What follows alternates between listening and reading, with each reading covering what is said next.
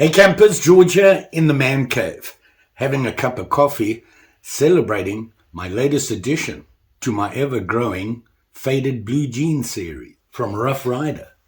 This guy. Let's check it out. So here's the guy here, and it is your usual box in this series, the faded blue denim series or jeans with the micarta handle and the orange underliners. It's something that I really like, and I decided it's time for me to, get a collection together. And I chose these guys. And I so far have not been disappointed. I got to tell you, the color scheme just is perfect for me. I love RYDER. They do a good job, reasonably priced. You can't beat their value for money. So this guy today is this one here. And here you can see what I'm talking about when I say the color scheme. Underliners, the orange underliners make a great contrast to the denim micarta, the faded denim micarta handle. Really nice. And you can see it has those big RYDER bolsters on it. Big R on that bolster, and it has the double R badge, which is the way they're doing this series. And you have your pins. It has a lanyard hole on this guy. It has that huge match strike. And of course, all the RYDER blades that come in this series, and probably 99% of these series, is the stainless 440A steel, which is okay. I can't complain about it. It's never not done what I've asked it to do. For me, that's good. And you know what? If I can do it at that price, which matches my budget, yay for RYDER. So this guy is the RYDER faded blue jean denim series. This one, the cotton sampler. Look at this guy. Now, when I originally looked at it, I didn't realize how big it was going to be. I need to be better about that. I need to look a little bit carefully at the specs on these things when I look at them, so that I'm not like, oh, but I get so excited when I see them. I just like, I got to have it. And then this happens where it's really big. Fortunately, in this case, it's a cotton sampler, and pretty typical for a cotton sampler. They traditionally were a fairly big knife used by buyers back in the day that were looking to purchase big bales or big quantities of cotton. They didn't have the technology we have today, where you can just throw a piece of cotton in there and the machine goes zzz, and there you go.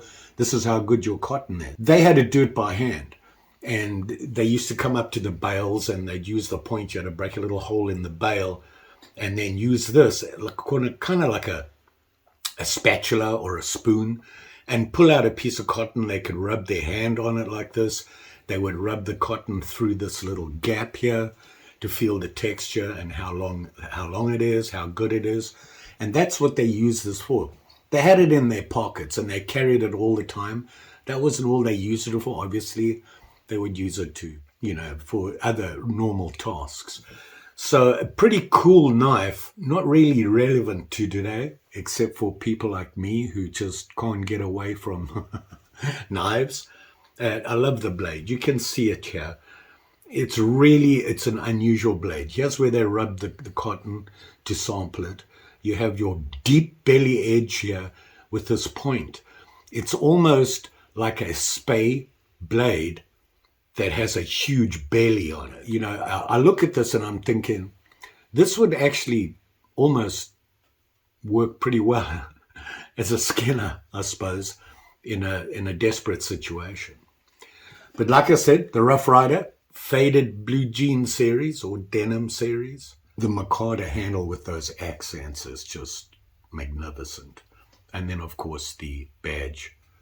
Everything on typical for RYDER, nickel silver bolsters, the badge, things like that.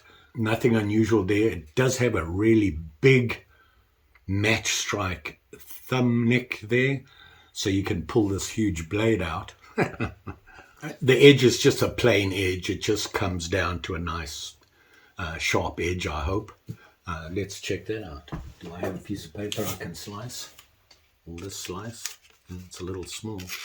Yeah, it slices in there. Paper's pretty small, but you know, this is straight from Rough Rider, and you can't complain about how sharp these things. Here we go, cardboard. Oh yeah, there we go. Look at that. You know, they always do a pretty good job. Just like any manufacturer, sometimes they have a little oops and you have to clean it up, but it's not a big deal. And you can see those orange underliners. On this one, here you can see it. There's a little bit of a gap there, and I've noticed this on this series.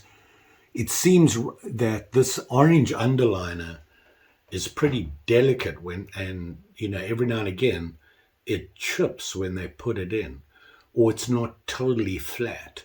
And you can see it right there, right about there, next to the blue, there's a little bit of chip, and then you have this gap, which is pretty tough. That's that really tight right angle there. I know they don't like to use a lot of glue to stick these things down, and the pins over here, and if it's a little bowed, you'll get that little gap. It really, to me, I don't care. I love the look of these things. Let's have a look at some specs here. Like I said, it is a cotton sampler blade, which, to give you an idea of what it's like I said, it looks pretty close to a spay blade. On the front has a point. It has your false edge on it there to get you that point. Nice deep belly on it, and match strike. It has the double R on that side, model number and where it's made. We all know where that is. And it says 440 sharp stainless steel. They say that on all their blades. And they do, like I said, a pretty good job. Let's have a look here. This does have a half stop on it. You can see it there. And when you open it up, this is a slip joint, just like 99% of the knives of this original old style traditional knives. A lot of them are just slip joint, and that just means if you look when you lift it up, you see how that this piece here is a spring which holds it in place. So if you're not familiar with it, you need to be, because it doesn't lock. And there you have a half stop, which can save you a lot of pain. If you accidentally slip, it'll stop there and you can close. You can see it's a fairly solid close, and it does have your lanyard hole. So let's have a look here. Closed, this little beauty is from the bolster to the back of the handle. I'm going to say 4 1/8 from the butt to the front of the bolster. An unusual length. I thought it was going to be exactly 4. Maybe it is meant to be, and my eyesight is not as good as it. No, it's there. It's 4 1/8. And then open, we'll have a look, see here, from the tip of that blade to the back of the handle, exactly 7 inches. So you can see it's got some length to it. The blade. Now, here we go. Blade length is exactly 3 inches from the tip to the bolster. So from there to the bolster is 3 inches, which means your working edge is a little bit less, and I'm going to say it's about 2 1/4 inches from this little divot here.